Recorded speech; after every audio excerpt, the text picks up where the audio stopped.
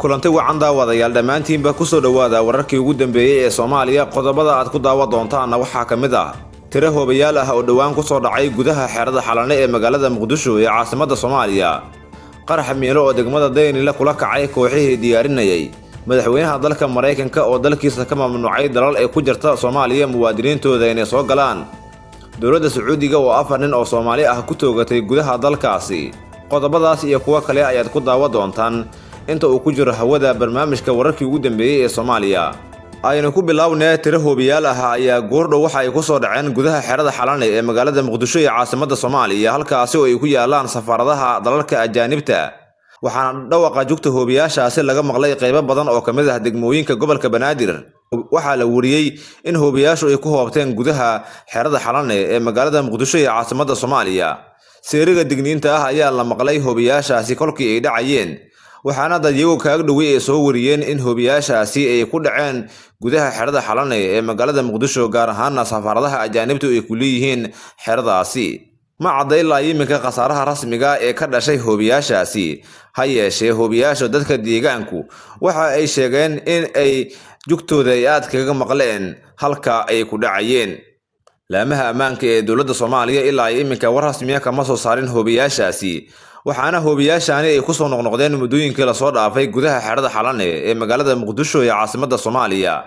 dhowr bil ee la soo dhaafay sidan oo kale ayay kaga dhacayeen hoobayaashu waxaana hoobayaashaani ay yihiin kuwa goobaha fogfog laga soo tuuro si toos ah ayayna ugu dhacayeen gudaha xeerada xalane ee magaalada Muqdisho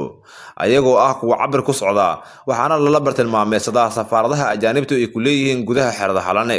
lama oga sida ay dowladda Soomaaliya ay ka yeeli doonto hoobayaashani hase yeeshee dowladda federaalka ah ee Soomaaliya laamaheeda ammaanka ayaa dhowr mar waxay soo saareen digniino ku wajahan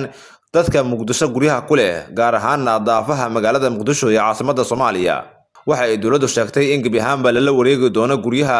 laga soo tuuro hoobayaasha guryihii lagu helana waxay sheegtay dowladdu inaan la iska warsan doonin haatan wixii ka dambeeya dhowr guri oo Muqdisho ku yaala ayaana laamaha ammaanku ay gacanta ay ku dhigeen ka gadaal markii lagu helay waxyaabaha qarxa oo laga soo gamay lama oga sida laamaha ammaanka ee dowladda Soomaaliya maanta ay ku ogaan doonaan hoobayaasha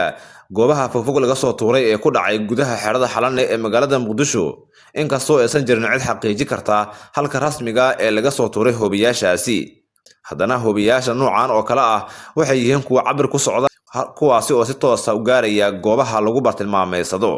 geesta kalena degmada Daynile ee gobolka Banaadir kooxo diyaarinaya qarax miino ayaa la sheegay inuu la qarxay qaraxaasi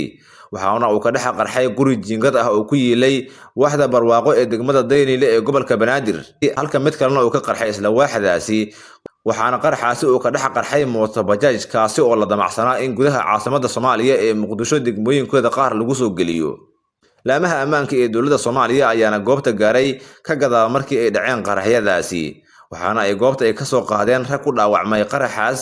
ayagoo ku howlanaa farsameyntiisa sidoo kalena waxay gacanta ay ku dhigeen kooxo kale oo ayna aan dhaawac ahayn laakiinse dhammaan waxa iminka ay gacanta ay ugu jiraan laamaha ammaanka ee dowladda Soomaaliya kuwaas oo goobta ka soo wada qaaday ka gadaal markii ay goobta ay ku baxeen maahan markii ugu horeysay oo sidan oo kale ay qaraxyo kaga dhacaan degmada Daynile ee gobolka Banaadir hasta ahaatee dhamaanba waa lagu guuleystaa in gabi ahaanba la soo qabto kooxaha ku howlan farsameynta qaraxyadaasi dhowr mar ayay sidan oo kale kooxaha ay ula qarxeen qaraxyadu ayagoo damacsanaa inay gudaha caasimadda Soomaaliya ee Muqdisho ay kaga geystaan waxyeello ammaanka qalqal gelinaya sidoo kalena waxyeeleyn karta dadka rayidka ah iyo laamaha ammaanka ee dowladda Soomaaliyaba lama oga sida ay dowladda Soomaaliya ay ka yeeli doonto qaraxyada lagu farsameynayo gudaha caasimadda Soomaaliya ee Muqdisho maadaama gudaha caasimadda Soomaaliya ee Muqdisho looga baahan yahay dowladdu inay ammaankooda ay kor u qaado sidoo kalena ay la shaqeyn ka hesho dadyoga degan caasimadda Soomaaliya ee Muqdisho booliiska iyo laamaha nabad sugidda iyo sidoo kale dadka rayidka oo iskaashada waxay kor u qaadi kartaa amniga caasimadda Soomaaliya ee Muqdisho lamana garan karo sida ay dowladda Soomaaliya arrintaasi ay kaga shaqeyn karto geesta kalena dowladda dalka Sacuudiga ayaa 4 nin oo Soomaali ah waxay ku xukuntay dil daldalaad ah dhamaanna waa la toogtay sida uu sheegay wasiirka arrimaha dibadda ee dalka Sacuudiga 4 nin oo Soomaali ah ayaa la sheegay inay gudaha dalka Sacuudiga ay soo gali jireen xashiishada iyo waxyaabaha kale ee maanka duuriya waxaana lagu kala magacaabi jiray allaha u naxariistee 4 nin ee dilka daldalaada ah lagu fuliyay: maxamed bedel aadan faarax, cabdinuur axmed yaasiin sheekh, maxamed cawil axmed cali, cabdiraxmaan xasan cabdi. dhammaanna waxaa la sheegay in qudha laga wada jaray ka gadaal markii dilkaasi lagu fuliyay. dowladda Sacuudiga ayaa 4 nin daldashay, horena mid ka mid ah dadka Soomaaliyeed ee Sacuudiga u xiran ayay u daldaleen ka gadaal markii ay geysteen goob ka fog magaalooyinka dalka Sacuudi Carabiya. marka laga yimaado 4 nin iyo ninkii hore loo dilay, waxaana ilaa ay iminka xabsiga ku jira dad ku dhow 40 qof, kuwaasoo dhammaanba sugaya xukun daldalaad ah in lagu fuliyo. waxaana dadkaani intii aan la daldalin ka hor ay la soo hadleen eheladooda, ayagoo ka codsaday in la cafiyo, sidoo kalena dowladda Soomaaliya la gaarsiiyo arrintooda. dowladda federaalka ah ee Soomaaliya oo arrintaani aad kaga warqabta, tilaabo kama aysan qaadin, sidoo kalena iskuma dayin inay wax ka qabato arrimahani. dowlado fara badan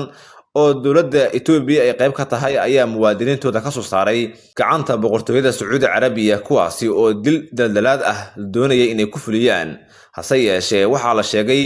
in wasaaradda arrimaha dibadda ee dalalkaasi ay ka shaqeysay soo deynta muwaadiniintaasi. dowladda Soomaaliya oo dowladda Sacuudi Carabiya cilaaqad wanaagsan leh, waxaa la filayay in ay tilaabo u qaadi doonto soo deynta muwaadiniintaas 40 korka u dhaafayay oo qaar ka mid ah hadda la toogtay. lamana sheegin tilaabo ay qaaday dowladda Soomaaliya oo wax looga qaban karo soo deynta muwaadiniintaasi ku xukuman dalka Sacuudi Carabiya, kuwaasoo dhammaanba qoorta xiriir loo suray qaarkood oo halkaasi nafta ay ku wada waayeen, halka 40 kalena ay sugayaan in sidaas oo kale qoorta looga wada jaro. dhanka kalena madaxweynaha dalka Mareykanka Donald J. Trump ayaa gudaha dalkaasi wuxuu ka mamnuucay dalal gaaraya 12 dal, kuwaasoo ay ku jirto Soomaaliya. waxaana muwaadiniintooda uu ka mamnuucay inay soo galaan gudaha dalkaasi, sidoo kalena ay xaq u yeeshaan dalku-galka dalka Mareykanka inta uu xukunka dalkaasi haya Mr. Trump. 12kaas dal ay ku jirta Soomaaliya ayaa lagu eedeeyay in ay amniga dalkaasi ay qatar ay ku yihiin, sidoo kalena kooxaha hubeysan ee ka dagaalamaya dalalkaasina ay geysan karaan dhibaatooyin lixaad leh. dalalkaasi ay ku jirta Soomaaliya oo laga mamnuucay dalku-galka dalka Mareykanka waxaa ka mid ah dalalka Suudaan, Yemen, Liibiya, Iiraan, Afghanistan, Myanmar, Jamhuuriyadda Congo, Equatorial Guinea, Eritrea iyo dalka Haiti. dhammaanna muwaadiniintooda waxaa la sheegay inaysan haatan wixii ka dambeeya xaq u yeelan doonin inay helaan sharciyada dalka Mareykanka. inta uu joogo Mr. Trump, waxaa wararku ay xaqiijinayaan in aysan soo caga dhigan doonin muwaadiniinta dalalka aan kor ku soo xusnay ee ku jirta Soomaaliya. sidan oo kale ayuu Mr. Trump u soo saaray tilaabo xadidaysa muwaadiniinta dalal ee ku jirta Soomaaliya sanadkii 2017, markaasi uu ka mamnuucay dalalkaasi inay helaan xuquuqda sharci ee dalka Mareykanka. waxaana dhammaan dalalkaasi markii hore ay ugu badnaayeen dalal muslimiin ah. cutubyo kala duwan oo dhanka sharciga ah ayaana loo cuskaday kolkaasi in ay soo galaan gudaha dalka Mareykanka muwaadiniinta dalalkii hore ugu jirta Soomaaliya. sidoo kalena kuwa maanta qaranka lagu duugay ayaana waxaa loo cuskaday cutubyo sharci kuwaasi oo dalka Mareykanka mamnuuc ka ah.